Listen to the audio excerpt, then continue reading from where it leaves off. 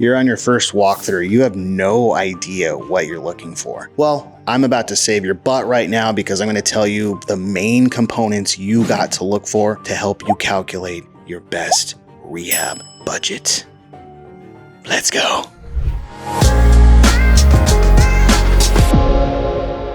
Welcome back, you guys. I'm Alex Barnett, flipper in Orange County, soon to be developer.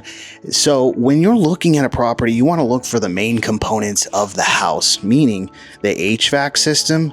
Does it even have one? Does it need to get replaced? For example, in this property in Long Beach, California, we're putting in a brand new HVAC and furnace system because all it had before was a furnace. As you can see, we ran new ducting all through the house, so this place is going to stay cool in the summertime. So that's the first thing, HVAC. That's going to be a huge expense. We're spending around 10 grand for that. Next is going to be electrical.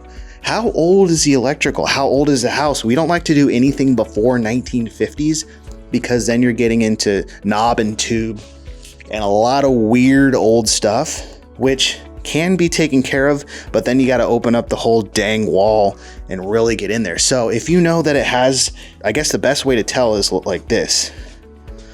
See how this is only 2-prong? Bad. We want 3-prong. That's what all the modern houses have nowadays. We're even taking it a next step and we're getting a new electrical panel in there. So it's all brought up to code and everything flows nicely when it comes to the electrical. And speaking of flowing nicely, we're repiping this whole house. As you can see right here, since we changed the layout on this bathroom, we saw that, it was old galvanized piping. And so we said, let's not risk it. We're just going to repipe it. But, if it's something you can avoid, these are all very expensive things to do. So if it's something you can avoid, then your budget's probably going to go down 10 grand for each of these. So we're budgeting about probably $6,500 for the repipe, another $3,000 for the electrical panel, and then another $3,500 for all new electrical. So, all that adds up. So if you don't need to do that on the house that you're looking for, you're saving quite a lot of money. And then the last part is going to be the roof. So we're actually debating on this house what we're going to do to the roof. As you can see right here, there's some shingles, they're not terrible, but it's not like brand new. And the rest of the houses have newer shingles, it looks like. So you want to take a look at the comps and determine, do you need a new roof? Look at the comps and then also look up into the rafters.